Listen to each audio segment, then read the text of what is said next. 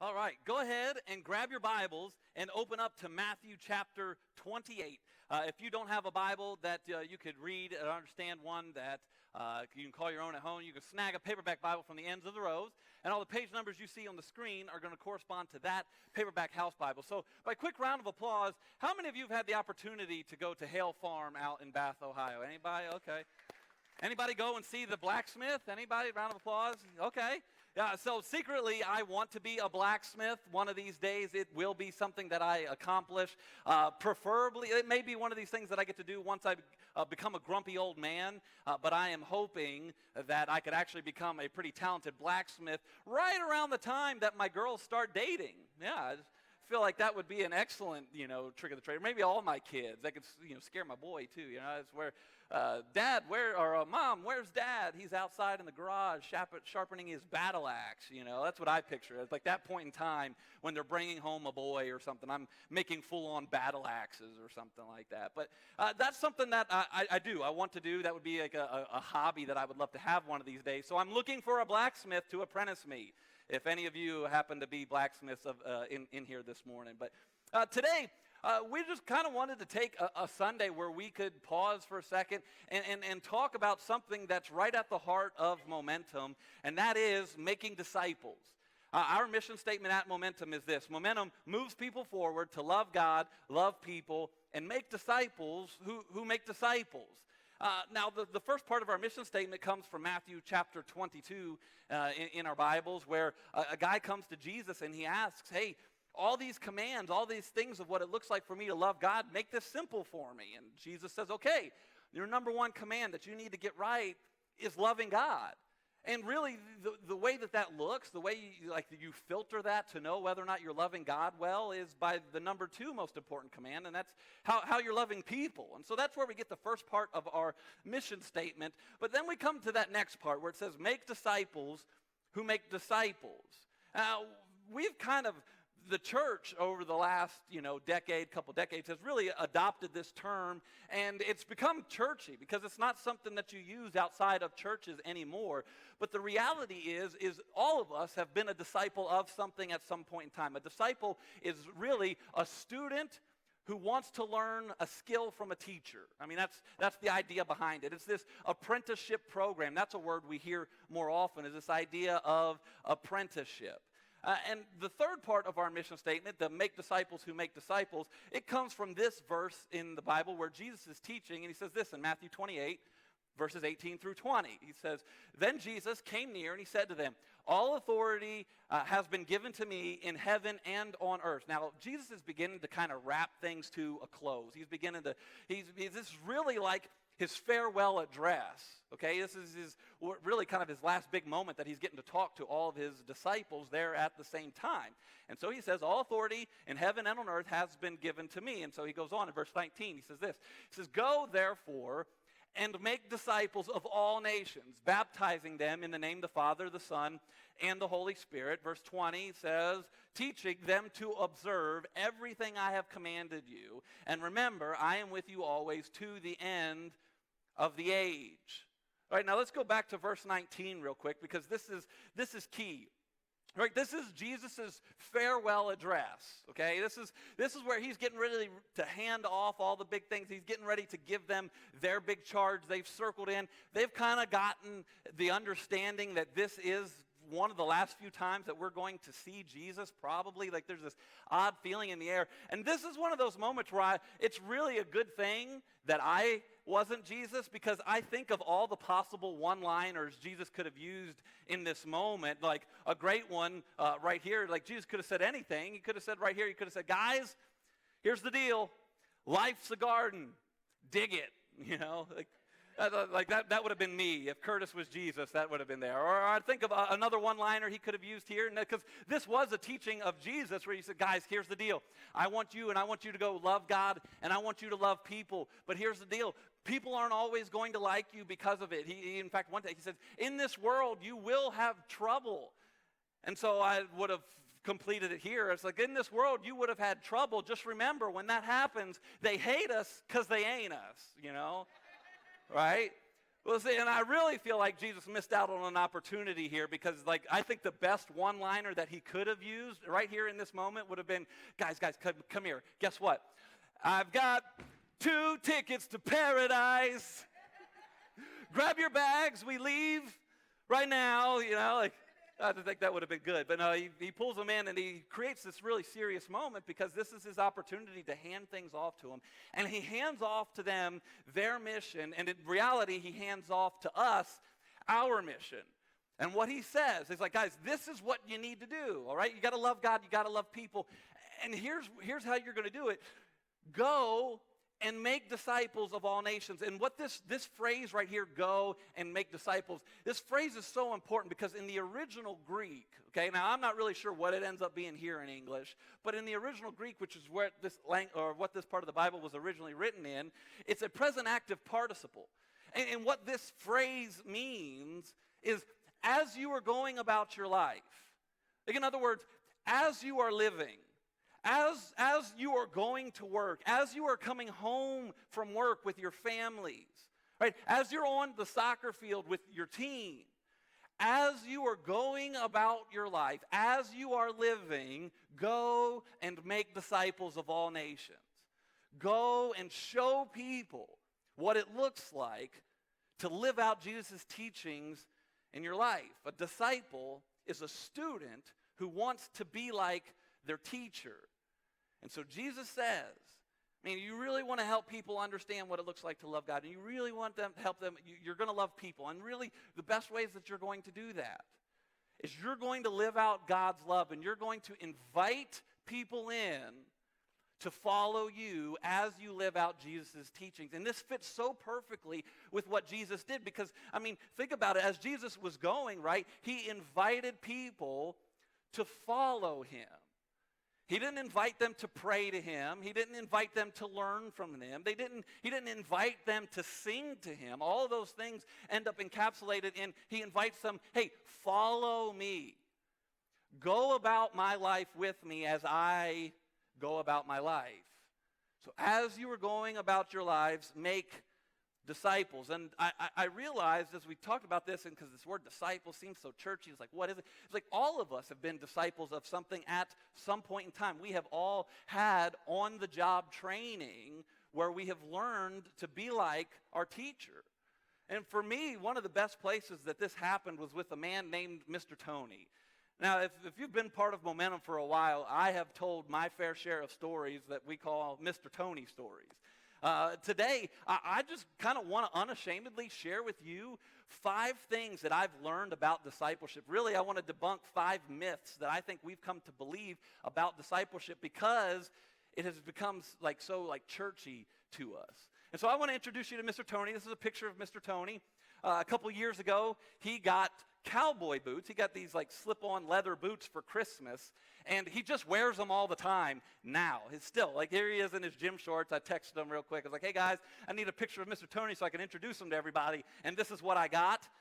This pretty well encapsulates who he is. But something that you need to know about Mr. Tony is he has a wife, 3 daughters, 3 nieces, a female cat, and a female dog.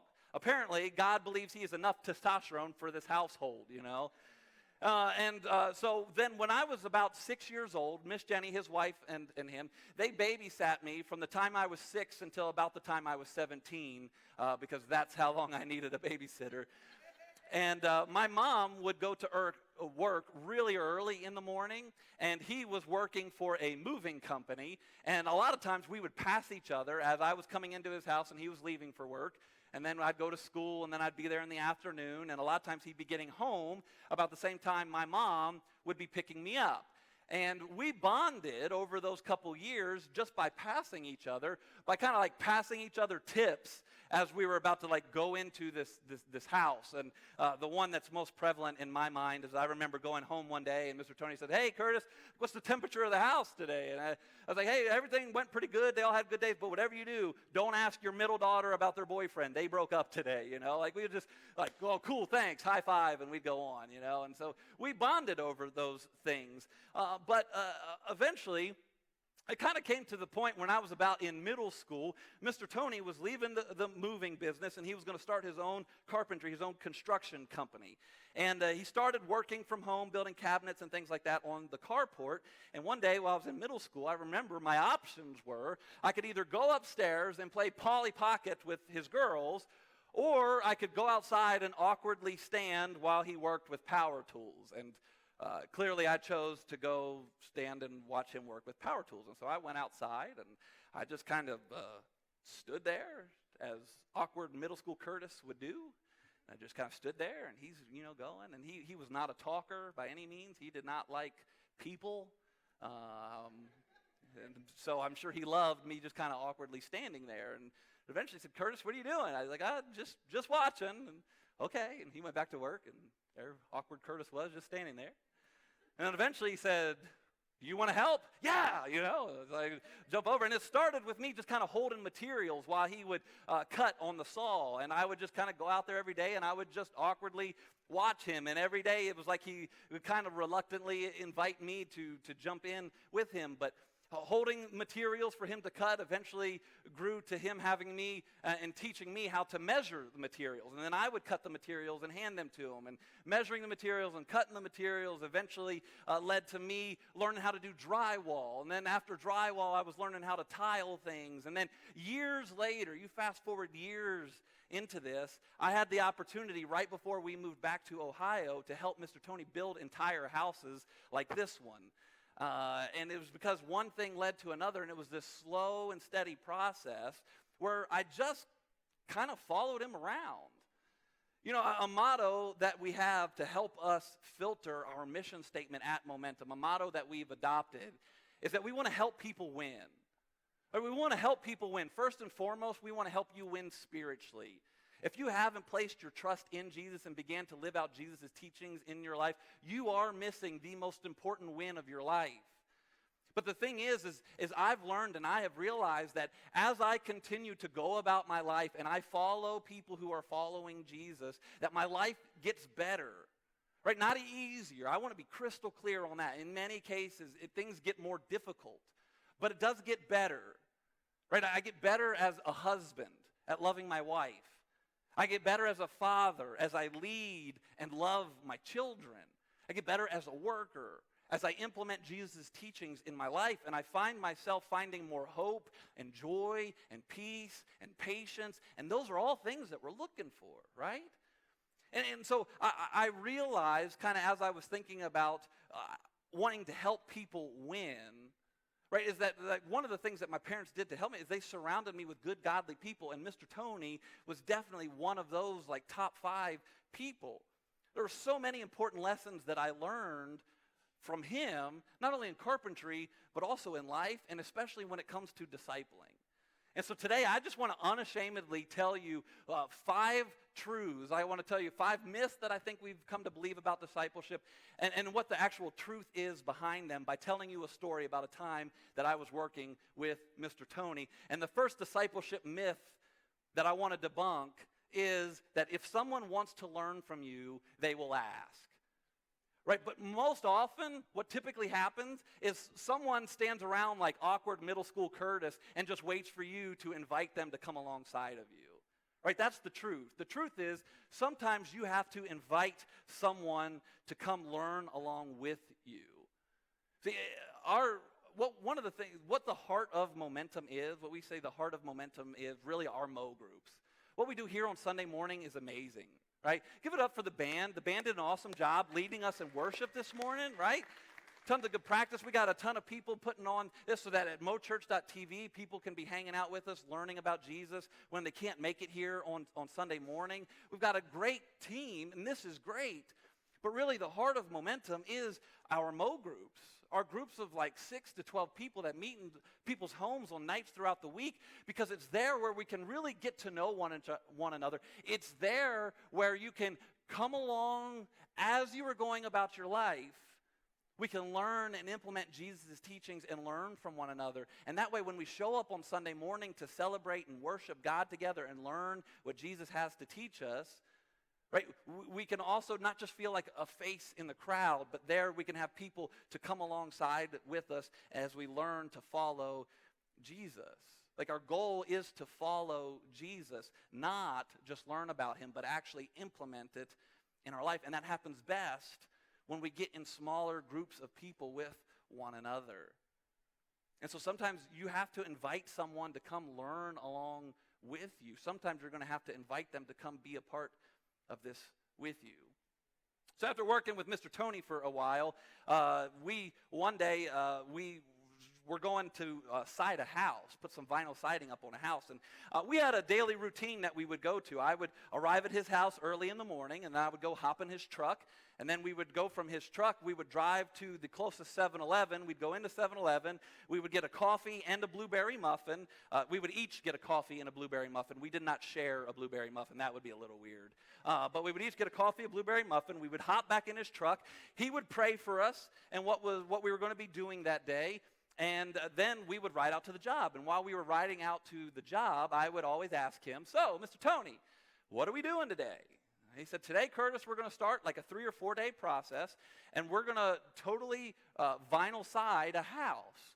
Now, I had worked with Mr. Tony for a while at this point in time, and we had never done vinyl siding. In fact, I had never seen him do vinyl siding before. And so I thought that was, a little odd. And we get to the job site, and he starts unloading things, and he's starting to, get things set up.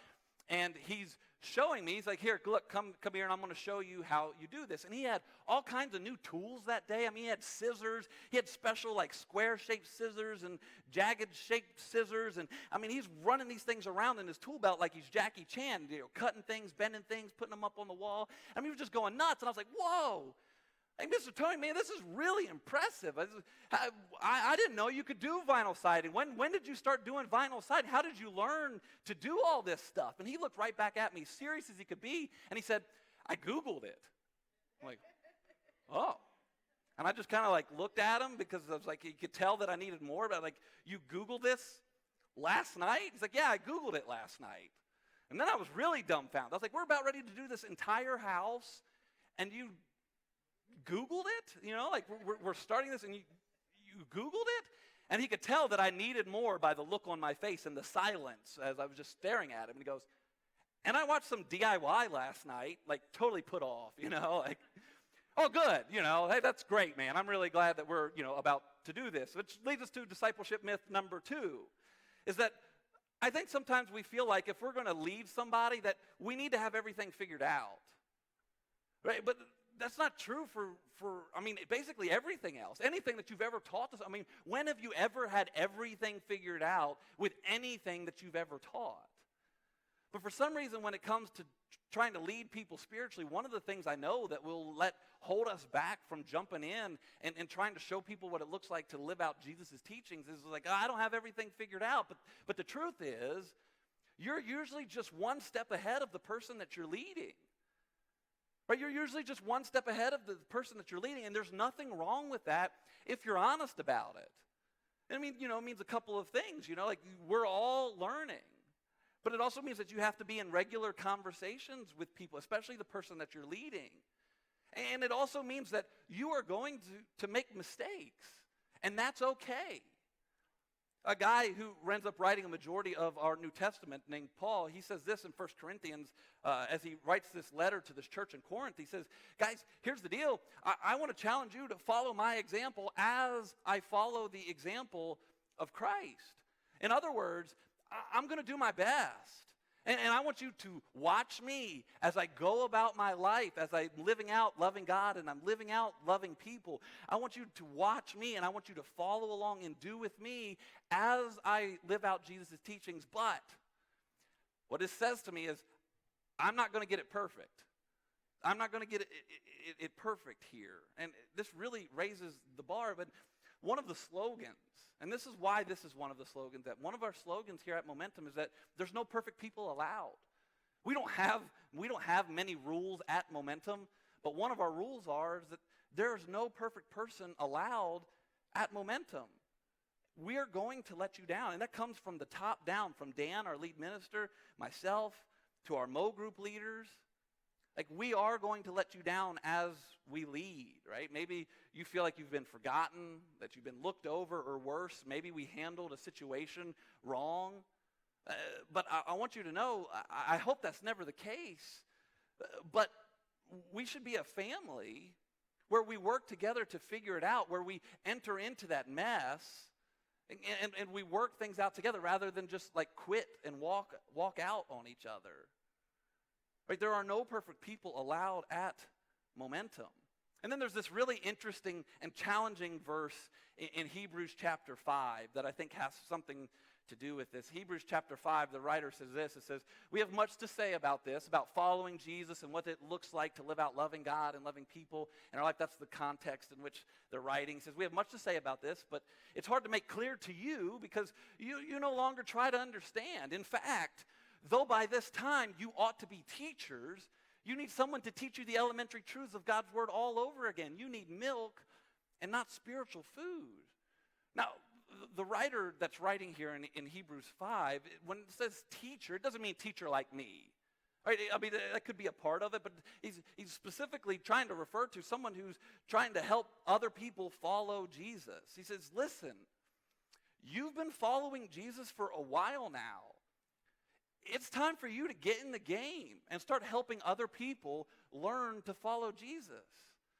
And so a simple question I want to ask, and a challenge I want to put out to you, like if you call Momentum your church home and you've been attending on Sunday morning for a while, or maybe you've been watching on mochurch.tv for a while, some of you ought to be teachers by now, but you're still sitting on the sidelines, right? And so what is that next level for you? Right, a next level for you, and I mean, that's really what he's getting at here. The next level for you, it might be just actually taking what we talk about on Sunday morning and implementing it into your life. That might be going that next level for you, implementing Jesus' teachings with how you live your life. That could be it. A next level for you could be to actually get in a Mo group, right? There's these pamphlets. As you go out of those double doors today, there's these pamphlets that have all of our Garfield Heights Mo groups on them. And maybe that next level for you is to get in one of those actively, regularly this semester. Next level for you could be telling someone your story and how Jesus has made a difference in your life. But for some of you, the next level is being a Mo group leader. It's time for you to enter into to be a teacher and start leading people forward, to love God and love people. I wonder how many of us in the room, but if we had the opportunity to have a letter written to us by one of the original followers of Jesus, in the letter would say, man, I thought you'd be a teacher by now, but you're still sitting on the sidelines. We got to wrestle through that and think about that. See, that's where church can get real, where we can really work together to lead one another forward in loving God and loving people.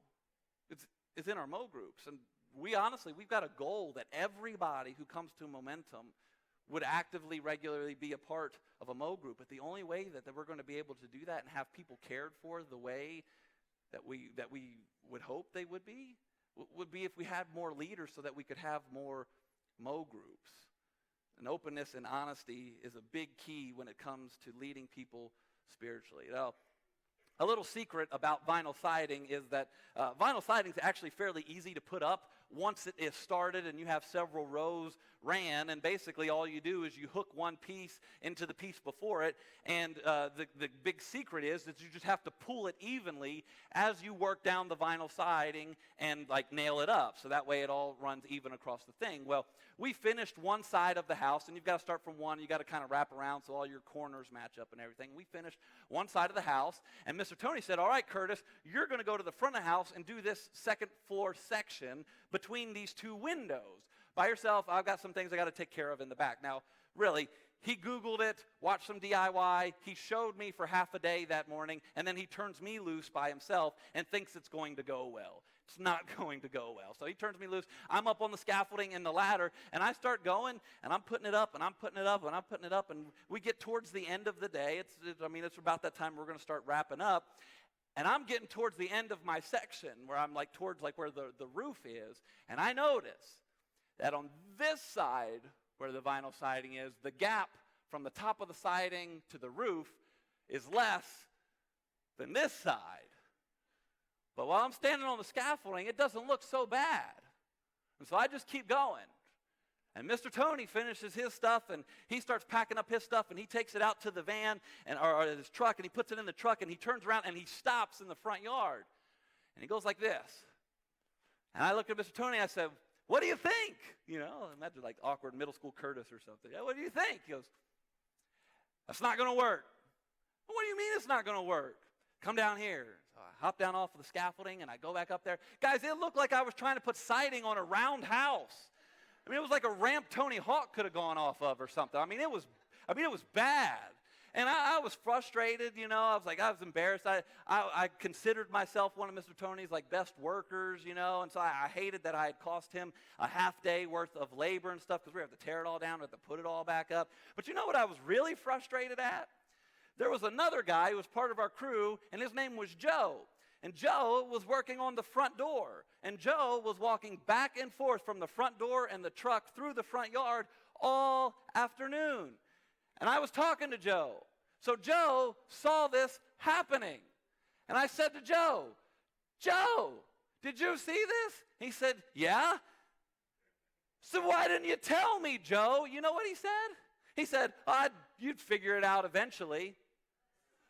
Joe, that is not how this works, man, which is our third myth. And a third myth that I think we find ourselves believing is that they'll figure it out eventually.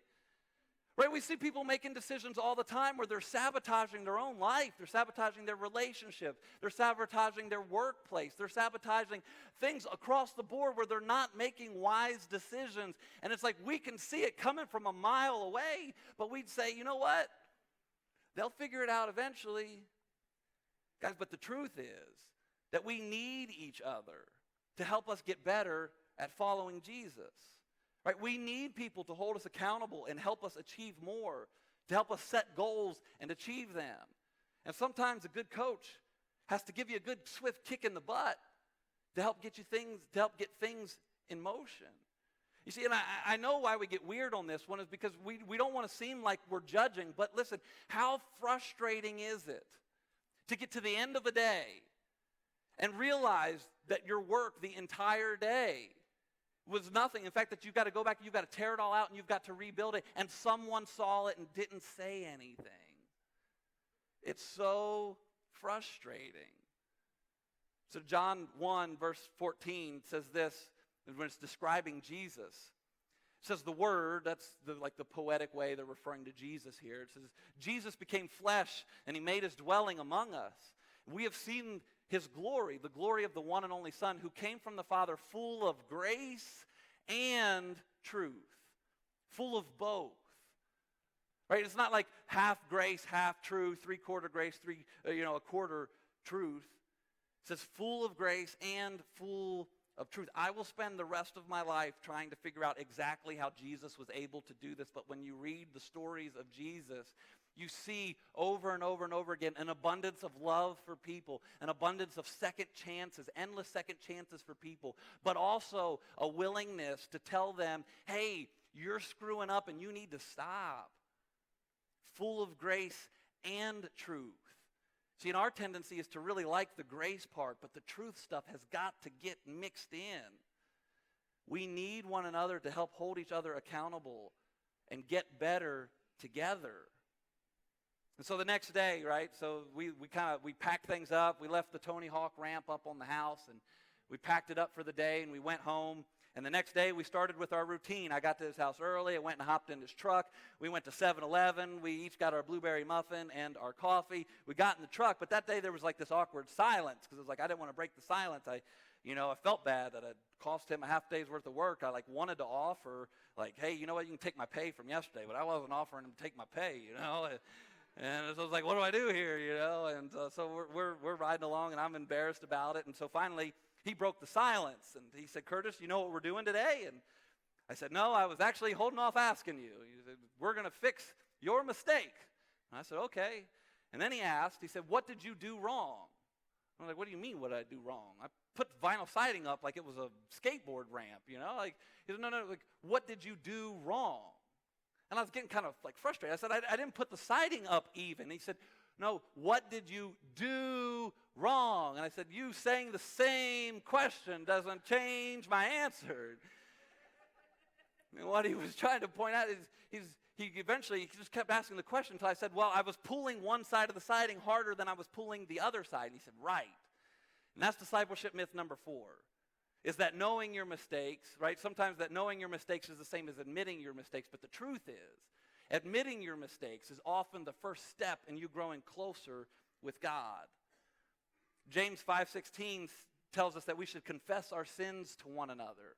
Not because there's some weird sort of extra forgiveness that happens because you say whatever your sin or whatever your struggle is out loud, but he encourages us to confess our sins to one another because there is power in bringing light to something that we like to try and keep hidden. There's power in letting someone know what's going on in your life so that they can jump in with you and help attack it so that it's not something you continue to struggle with. The writer in Hebrews says this in Hebrews 10, verses 24 and 25. It says this, and let us consider how we may spur one another on. And the verb there really is, it's the digging of the metal into the sides of a horse to get the horse moving forward.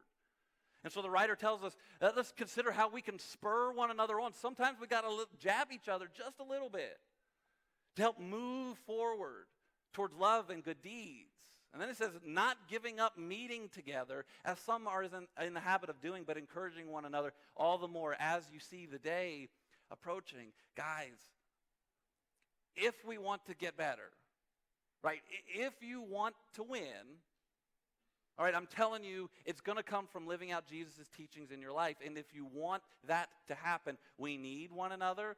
You've got to be in a Mo group where people know what's going on in your life and they can encourage you. And in some cases, all right, and there's some vulnerability here, where they can spur you on towards love and good deeds.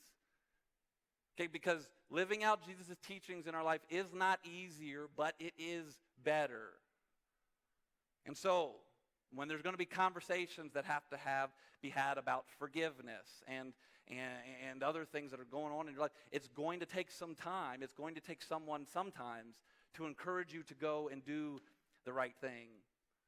And so that day, we get to the house, and he helps me get out all the ladders, and we set up the scaffolding again, and we tear everything down. And, he encouraged me, now that you know what you did wrong, you're going to be able to go up and you're going to be able to fix it. You're going to be able to make it right. And I was like, whoa, you're leaving me with this? He said, yeah, I got to go back to the basement. You know where I'll be, but don't worry, you've got this. And he turned me loose, and I went and I did it again. And I tell you what, I took my time, and I took a level down every single piece of that siding. It took me all day, but I got it done. Discipleship myth number 5 is that failure is not an option. But the truth of the matter is that failure is a great teaching opportunity. You see, that day, I really was, I even still like thinking about it, it's kind of silly. I still get really ashamed that I cost him that day's worth of work where we had to go back, we had to tear everything down and then like redo it. And it took me all of that next day. And I know I should have been quicker than that. But see, for him, it was a lot less. It was a lot less about the failure, and it was all about this was an opportunity to teach him and help him get it right. And I learned how to do vinyl siding from there, and we did it several other times. But because he took the time, and because he didn't just see it, that failure's not an option, because he saw the failure as an opportunity to help me learn and help me grow and help me get it right, I got it right from that point in time. You see, we've got to get out of this trap. Like, once again, that's why one of the rules at Momentum is that there are no perfect people allowed. We can show, teach, and encourage each other by our words. Harvard Business Review did a research project several years ago at this point in time, and what they found was that people, in order to see positive behavior change, people need a 6-to-1 ratio of positive comments to every one negative or constructive comment. And what they found was that teams performed best where there was this 6-to-1 ratio, 6 positive for every 1 constructive or negative. They found that mediocre teams were 2 positive to every 1 negative, and poor performing teams were 0.36 positive to every 1 negative. I'm not really sure how you get 0.36 positive comments, but that's what it was. And so that's huge.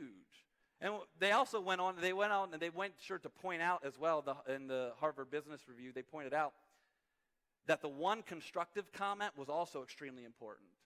Teams that were all positive comments and never any negative performed a little bit better than the teams that had all negative comments. So 6-1. The 6-1 is really, really important. We need to encourage each other to move forward, to love God and love people. That's how we will create disciples. But we also need the constructive part of it too, the spurring one another on. And that's only going to come in opportunities, in moments where there is failure. Right? There are no perfect people allowed at Momentum. And so just a quick recap for you. We want to put all of the truths up this morning.